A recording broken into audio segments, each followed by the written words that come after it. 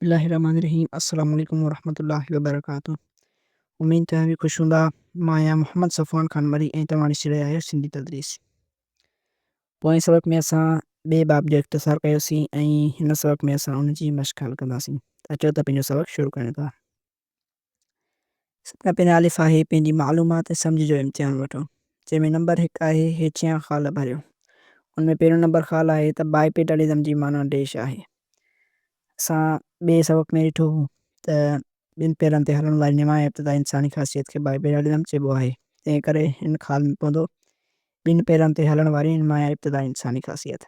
Number 2 आहे शुरूआती इंसान देश जी ॻोल्हा में हिक हंधा ॿिए हंधि फिरंदा रहंदा हुआ।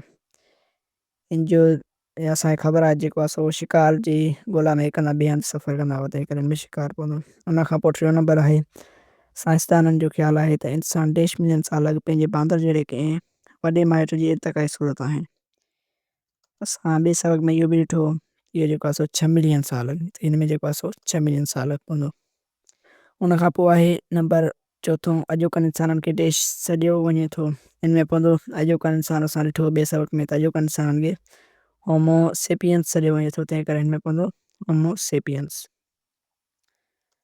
उन खां पोइ आहे नंबर 2 त हिकु खाको ठाहियो, हुन में इब्तिदाई दौर जे इंसान ऐं जदीद दौर जे इंसान जी ख़ासियतुनि ऐं वसफ़ुनि खे बयानु करियो। हे जेको आहे सो उहो खाको आहे। सभ खां पहिरियां ख़ासियतुनि में आहे ज़िंदगी। आगाटे ज़माने जे इंसान जी ज़िंदगी निहायती कठिन ऐं सख़्तु हूंदी हुई, पर जदीद इंसान निहायती आसान ऐं सहूलियतुनि वारी ज़िंदगी गुज़ारे रहिया आहिनि। उन खां पोइ रिहाइश आगाटे ज़माने जा इंसान झंग में वणनि मथां रहंदा हुआ ऐं बाद में घरनि में रहणु लॻा, पर अॼोका इंसान पकनि घरनि ऐं बंगलनि में रहनि था। उन खां पोइ आहे 3 नंबर लिबास। आगाटे ज़माने जा इंसान वणनि जे पननि या जानवरनि जे खलुनि ज़रिए पंहिंजो जिस्म ढकींदा हुआ। जदीद इंसान हाणोका इंसान कपिड़नि ज़रिए पंहिंजो जिस्म ढकीनि था।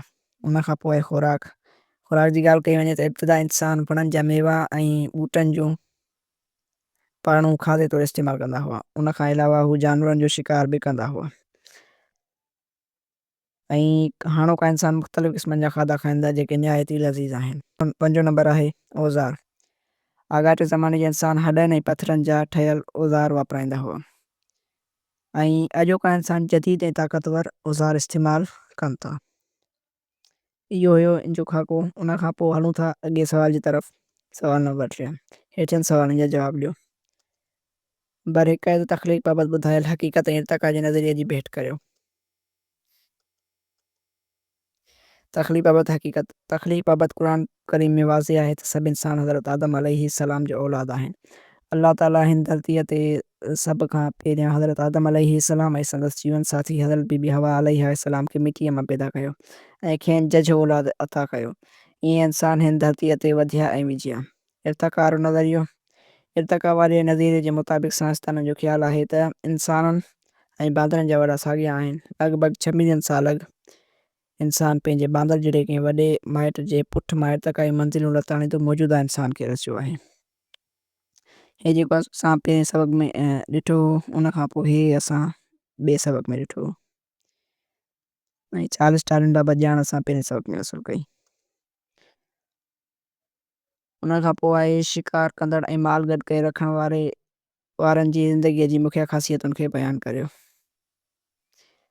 मुंहिंजो जवाबु आहे इब्तिदाई दौर जा माण्हू शिकार लाइ हिक हंधा ॿिए हंधि सफ़र कंदा रहंदा हुआ।